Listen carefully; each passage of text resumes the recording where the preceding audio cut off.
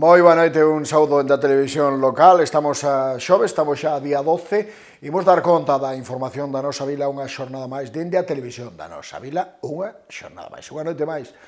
Principiamos falando de gastronomía, falamos da Feira do Grelo e falamos desas informacións axacentes á feira canto a gastronomía. Concretamente, falamos, por exemplo, da degustación que teremos de cocido como cada ano na carpa, falaremos da degustación de petiscos das diferentes razas autóctonas que van a estar representadas e falaremos, por exemplo, da freixoeira. Comezamos.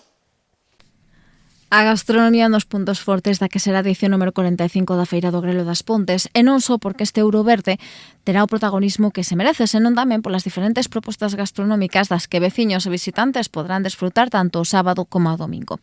De feito, xa onte lle estábamos conta das xornadas gastronómicas adicadas ao grelo que Coempo a hostelería local porán en marcha dende mañá e ata o martes da vindeira semana, pero aí non quedan as propostas. Así, un dos grandes alicientes esta fin de semana será a tradicional degustación de cocido que o domingo se vai servir dende as 12:30 no patio do Colexio de Santa María. O menú será do máis tradicional, con sopa, cocido completo, bebidas, pan e como sobremesa, orellas doces. Todo isto a un prezo de 25 euros por persoa e con tickets á venda dende primeiras horas da mañá do domingo no posto que vai quedar ubicado na entrada do propio centro educativo. A semade tamén tocará desfrutar dun dos clásicos destas datas, como é a freixoeira municipal, que xa está case instalada na Avenida da Coruña e da que xa mañá se irán máis de 1.800 unidades deste saboroso manxar composto por fariña, ovos, auga, sal e leite, con destino neste caso aos diferentes centros educativos da vila. Iso sí, o público en xeral tamén terá a oportunidade de desfrutar dos freixos tradicionais porque tanto o sábado, entre as 9 e a 1:30 da tarde, como ao domingo nun horario máis amplo, de 8 a 2, tamén teremos os integrantes da Asociación de Veciños Beira do Eume preparando este complemento indispensable para calquera xantar que se celebre estes días. Segundo a organización, está previsto que se vendan durante a fin de semana 20.000 unidades a un prezo de 5 euros por decea e cun máximo de 20 freixos por persoa. E para completar a oferta gastronómica da fin de semana, e tamén na Avenida da Coruña, da man da food truck do cociñeiro Antonio Díaz, poderemos degustar diferentes petiscos elaborados con carne de cabalo, pura raza galega, galiña de mos e tenreira cachena, tanto o sábado de 12:30 a 3 da tarde como a domingo entre as 12 e as 3. Unha iniciativa que conta co respaldo da Federación Galega de Razas Autóctonas Boaga, que vai estar nas Pontes, e non só para informar sobre o proceso de cría e como integrar estas razas nunha explotación, senón tamén cunha pequena mostra de animais autóctonos de Galicia. En resumo, propostas gastronómicas para todo tipo de gustos e con opcións para que calquera veciño ou visitante se pase pola Feira do Grelo e leve de recordo un moi bo sabor de boca dos produtos do noso sector primario. Música tamén na Feira do Grelo, ademais da música da rúa, temos, como sempre, unha actuación estelar no auditorio. Desta vez apostamos polo teatro e a música da man. Apostamos por Troianos de Compostela. Ademais da boa gastronomía, a música é outro dos ingredientes básicos dunha feira do Grelo de éxito. Así, durante a fin de semana, non só as rúas do centro urbano, senón tamén noutros espazos, veciños e visitantes poderán desfrutar dos sons máis populares e típicos da cultura galega. A principal aposta musical da Concellería de Cultura para o domingo de Entroido chega con Troianos de Compostela e o espectáculo Viva Galicia, a música no tempo de la Casa de la Troya. Un recital que ten como fío conductor a novela do mesmo nome de Alejandro Pérez Lujín e que inclúe música, proxeccións e ata pequenas pezas teatrais que van máis aló dun concerto de tu noso uso. O concerto e todo o que o espectáculo Viva Galicia de Troianos de Compostela non é máis que musicalizar e plasmar en directo a música, valga a redundancia, que hai na novela de la Casa de la Troya, ¿no? Novela escrita por Alejandro Pérez Lujín a principios do século pasado, que el mesmo fixo a primeira edición dunha película que foi muda, algo por os anos 20 do século pasado, e nos o que trasladamos esa música a un directo con pequenos sketches teatralizados que fan un pouco seguir a trama da novela, unha novela costumista, estudiantil e romántica tamén, non? E con ela tamén metemos algúns gags, algúns pequenos sketches que fan referencia un pouco á tradición galega, ás romerías, á festa, non? Que é a parte, digamos, final do concerto, non? Un pouco músicas que se van a escoitar e que aparecen na novela son clásicos da cultura galega, no? Unha noite neira do trigo, Lela, Os teus ollos, no? Pezas escritas por mestres como Chané, xente, auténticos autores con moi poderosos, no? a nivel Galicia, no? E todo isto, o fío conductor de todo isto, vai no facer un actor, Suso Martínez, que vai estar caracterizado de un dos habitantes desa Casa de la Troya, no? Desa pensión de estudiantes. El vai facer de Casimiro Valcala, un estudiante de Dereito, e que chega ás Pontes recordando aqueles tempos de 1888 en diante, en especial ese curso 1888-1889. O espectáculo conta con Suso Martínez como anfitrión e principal protagonista, xa que vai ser el o que encarne a un estudiante residente na Casa da Troya e que se encargará de ir explicando esta historia. Con el preto de 40 artistas, integrantes da agrupación da Asociación Cultural Musical de Antigos Tunos Compostelanos e amigos do Museo Casa de la Troya, que dende 2013 están a levar a cultura, a música e o patrimonio da vida universitaria de Compostela por todo o país e que aterrarán este domingo nas Pontes cun espectáculo único que vai máis aló de clásicos como Clavelitos. Troyanos de Compostela é a agrupación musical do Museo La Casa da Troya de Santiago e que a súa vez é unha agrupación ou unha asociación, unha entidade formada, creada a partir da Asociación de Antigos Tunos Universitarios de Santiago de Compostela, non?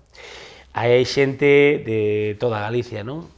Xente que fomos compañeros de promoción, xente que fomos compañeros de distintas vivencias, aventuras e demás, pero tamén xente de fora de Galicia, non? No que é a asociación, non?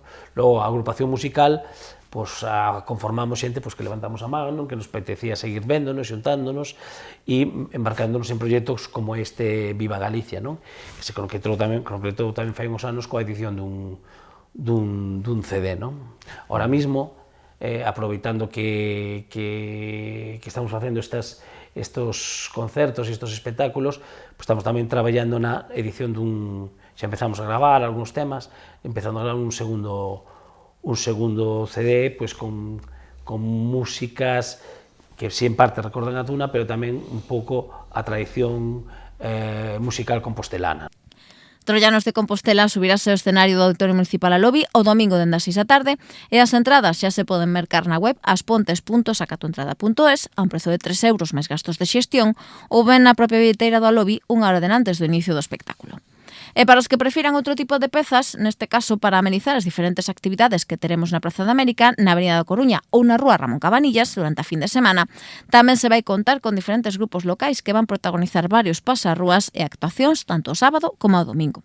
Así pasado mañá, dende as 11:30, teremos os Trevillas amenizando a mañá e dende a 1:30 chegará a música de Canabella, tamén polas principais rúas do centro urbano. E o domingo ás 11:30 arrincará a música de No Cómbaro e dende a 1 contaremos coa música neste caso e os cabezudos da formación Papo Rubio. Diferentes propostas musicais para a fin de semana, pero do máis atractivas e axeitadas para poñerlle a banda sonora o evento dentro do Pontés por excelencia. Ben de empezar o ano e hai que axudicar xa a limpeza no lago para todo o ano, pero moi especialmente para esas tempadas e xornadas tan intensivas do verán.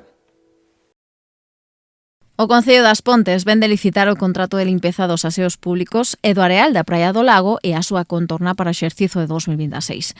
A inversión total será de 57.327 euros e o acordo terá unha vixencia dun ano. Así as cousas, a empresa xudicataria terá que asumir as labores de limpeza e conservación dos 6 aseos que se atopan na Praia do Lago e tamén da súa contorna, coa fin de que os mesmos estén en perfectas condicións de seguridade, salubridade e hixiene. A SEMADE terase que repoñer o papel hixiénico e os dosificadores de xel, así como bolsas de lixo nos contedores situados no interior dos aseos e nas papeleiras anexas á praia, repoñendo as mesmas cando as circunstancias así o exixan. Con respecto á limpeza do areal e a súa contorna, esta farase de xeito manual e respectando a selección de residuos para a súa reciclaxe, seguindo as recomendacións da Asociación de Educación Ambiental e do Consumidor, ADEAC, que é a encargada de outorgar cada ano o galardón da Bandeira Azul. No propio prego de condicións do contrato tamén se recolle a periodicidade de limpeza tanto nos aseos como na contorna do lago, adaptado neste caso ás distintas tempadas, xa que, por exemplo, entre xuño e setembro, as tandas de limpeza serán máis numerosas, con ata 4 limpezas ao día, ante o gran número de visitantes e veciños que apostan polo Lago das Pontes para pasar a xornada, ou debido á celebración de eventos deportivos que tamén son do máis atractivos para veciños. As empresas interesadas terán ata o 24 de febreiro para presentar as súas ofertas. Hai pouco celebrábase o pleno que se dicían que gastar ese poz social da Deputación, un poz social que pasaba por podermos ter máis servizos, máis persoal e máis horas de asistencia. Agora, unha vez feitas xa públicas as diferentes adxudicacións a cada concello, nós facemos balanzo. As Pontes vaise beneficiar dunha achega de 188.200 euros da man do Programa de Financiación dos Servizos Sociais Comunitarios para 2026, impulsado pola Deputación da Coruña para concellos con menos de 20.000 habitantes. Así, no noso concello contarase por unha parte con 44.000 euros, que terán como destino a contratación de persoal administrativo e persoal técnico de categoría A1 para reforzar a atención no Departamento de Benestar Social, mentres que os 144.200 euros restantes servirán para sufragar 10.300 horas de atención do servizo da axuda no fogar. A nosa vila é unha das máis beneficiadas deste programa de axudas. De feito, dos 82 concellos adxudicatarios, As Pontes é o sexto cunha maior aportación, tan só por detrás de Ares, Sada, Dimianzo, Ordes e Malpica de Bergantiños. En cifras xerais, este programa supón un desembolso total de algo máis de 8,8 millóns de euros, que servirán para financiar 377.991 horas de servizo de axuda no fogar e tamén para contratar a 177 profesionais do eido social nos pequenos municipios da provincia. Deste xeito, o goberno que encabeza Valentín González Formoso pretende contribuir de maneira decisiva ao sostemento dun servizo esencial para a calidade de vida das persoas maiores, dependentes ou en situación de vulnerabilidade, facilitando que poidan continuar vivindo no seu fogar e no seu contorno habitual, ao tempo que se apoia a conciliación das familias e se fomenta o emprego na provincia. E que en verbas do presidente provincial, este esforzo económico responde á necesidade de apoiar os concellos na prestación dos servizos sociais cada vez máis demandados, debido ao progresivo envellecemento da poboación, especialmente no rural, un servizo como é o da axuda no fogar básico para garantir a igualdade de dereitos da cidadanía, viva onde viva. Con respecto ao reparto destes fondos por comarcas, Ferrolterra e Umeo Ortegal son as máis beneficiadas, con máis de 111.000 horas de atención, seguidas das 83.000 en Bergantiños Costa da Morte, as 80.000 da comarca de Compostela, 64.000 na comarca da Coruña e Betanzos e, finalmente, as 39.000 no Barbanza. Dende o luns está en vigor esa paralización que se acordaba en sesión plenaria, ademais unánimemente, das obras de derrubo do Parque de Carbóns. A semana que ven teremos resposta a súa continuidade ou non. O Parque de Carbóns conta xa cunha orde de paralización da demolición logo de que o Concello así o decretase, tal e como se comprometera no pleno no que unánimemente se adoptara esta decisión. O Concello emitía un decreto que garante a paralización das obras de derrubo por 10 días á espera dun dictame oficial. A Plataforma en Defensa do Patrimonio Industrial das Pontes solicitara a declaración como ben de interese cultural desta construcción, aínda que non obtivo resposta, ao contrario do que acontecía coa cheminea, que sí que está á espera de resolución, mentras non se pode actuar sobre ela. No mesmo decreto emitido pasado venres tamén se inclúen a demolición do antigo Colexio Pardo Bazán e a rehabilitación da Rotopala. Dende o inicio esta semana hai 10 días de vixencia deste documento para que se determine un dictame. No eido político, o Grupo Municipal do BNG pedía a convocatoria dun pleno específico para abordar este tema. A coberta de 16 arcos desta senlleira infraestructura comezara xa a ser derruída pola empresa concesionaria estes traballos, Lezama, e viouse afectada.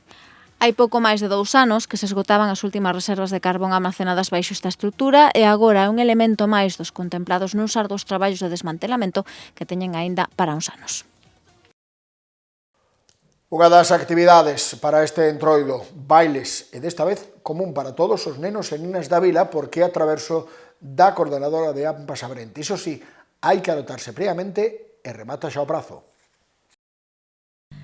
A coordinadora de AMPA Sabrente pechará mañá o prazo para anotarse nunha nova edición do seu baile de entroido e que terá como escenario a boleira do Lar de Endesa o vindeiro venres 20 de febreiro. Así as cousas escolares dos diferentes centros da vila, dende a Barosa ata os institutos pasando pola Madalena, a Fraga e Santa María, poderán anotarse nunha festa que, ao igual que en convocatorias anteriores, vaise dividir en distintas quendas segundo a idade dos e das menores participantes. De feito, os encargados de abrir a festa serán os estudantes da Barosa e de infantil dos 3 centros de primaria da vila dende as 5 da tarde.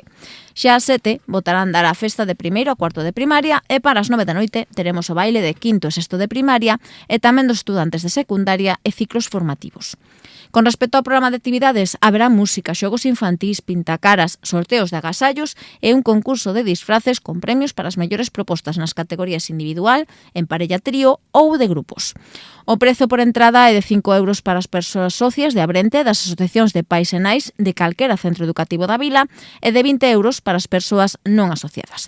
Vai ser preciso anotarse previamente, facendo entrega ata mañá mesmo como data límite en calquera centro educativo do formulario de inscripción que os estudantes xa levaron para os seus fogares. Os nenos e nenas máis pequenos poderán contar coa compañía dun adulto, mentres que os participantes de quinto de primaria en diante poderán asistir a esta festa sós. As Pontes vai estar presente, moi presente, no Festival Internacional do Mundo Celta de Ortigueira, porque o cartel que anuncie este ano o festival, sen dúbida, de referencia no folk xunto co de Lorián, vai ter autoría pontesa. A edición número 46 do Festival Internacional do Mundo Celta de Ortigueira tamén vai ter representación pontesa e polo momento non con grupos musicais da nosa vila, porque aínda está por saber, neste caso, as formacións que estarán do 8 ao 12 de xullo no escenario ortegano, senón porque dous artistas das Pontes van ser os encargados de elaborar o cartel anunciador desta convocatoria. Juan Prieto e Joseba Silvén, coa súa proposta Romaría, lograron o favor do xurado deste certame de deseño, e que tivo moi complicado, xa que nesta edición se superaban o 100 de propostas. Iso sí, non coñeceremos o resultado de Romaría ata o 7 de marzo, xornada na que no Teatro da Beneficencia se vai presentar a imaxe gañadora e tamén se vai entregar un suculento premio de 4.000 euros aos autores da mesma. En segundo lugar, o xurado do certame se decantaba por Foliata de Alexandre Sequeiros, que levará un premio de 1.000 euros, e en terceira posición quedaba O Son da Xente de Anxo Varela, un terceiro lugar dotado neste caso con 700 euros de premio. Foi todo neste xoves 12. Aquí rematamos. Moitas grazas pola atención prestada. Sabedes que volvemos mañá para pechar semana, farémolo na xornada na noite do venres 13. Grazas, deica mañá, boa noite e bo descanso.